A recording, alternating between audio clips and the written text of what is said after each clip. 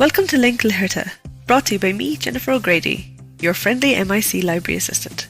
How are you lads? A couple of housekeeping announcements before we get started, or library keeping announcements as it were. I do apologise to any listeners listening to this in the future, but it has to be done now. Just to note, the library will close at 3 p.m. on Friday the 24th due to the bank holiday weekend, and will reopen on Tuesday the 28th. In addition, and I'll have more on this next episode, but around mid-November we will be extending our Saturday hours, so just a quick heads up in that regard.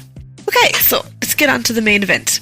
This episode we'll be diving into our special collections and highlighting an interesting artefact that was donated to us by the family of Brendan Fulham. So who is Brendan?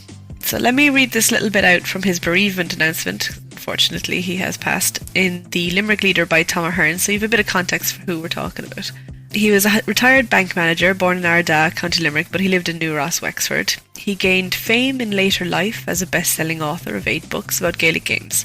He was educated in Ardagh National School and Ballyfin College in County Laois. He spent 41 years in the National Bank and Bank of Ireland, but settled in New Ross, and in retirement concentrated his passion for Gaelic games and hurling in particular in writing some books about it. He made a number of public appearances in Limerick promoting his books and giving lectures on Gaelic games, and was much admired for his invaluable contribution to our national games. So that's who Brendan was. I think he wrote a couple of articles as well in the Irish Times, things like that. And his family kindly donated a lot of his resources for when he was researching the books that he wrote. He wrote about 8 of them, mostly about hurling. So that brings us on then to what we have in our special collections. And what we have is the manuscript used to write Hurling Giants, one of the books Brendan became famous for. Now you'd be forgiven to think, what's the big deal about this? Sure, isn't it just another typed up sheaf of papers?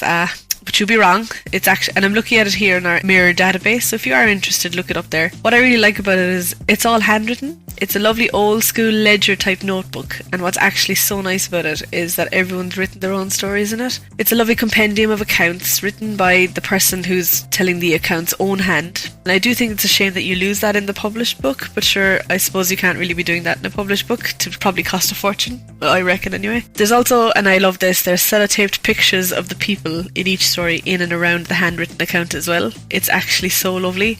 And it's such a lovely snapshot into a time. Like, I don't know about you guys, but I'm so nosy. And just seeing all the different handwriting and all the pictures I think it brings you closer to the people who wrote the stories. I mean, you'd have all seen the names and faces of these hurlers if you were a GAA head. I'm going to freely admit I'm not here. But I just love the realness, I suppose, of seeing these accounts written out. I love coming across little gems like this. I think it's great.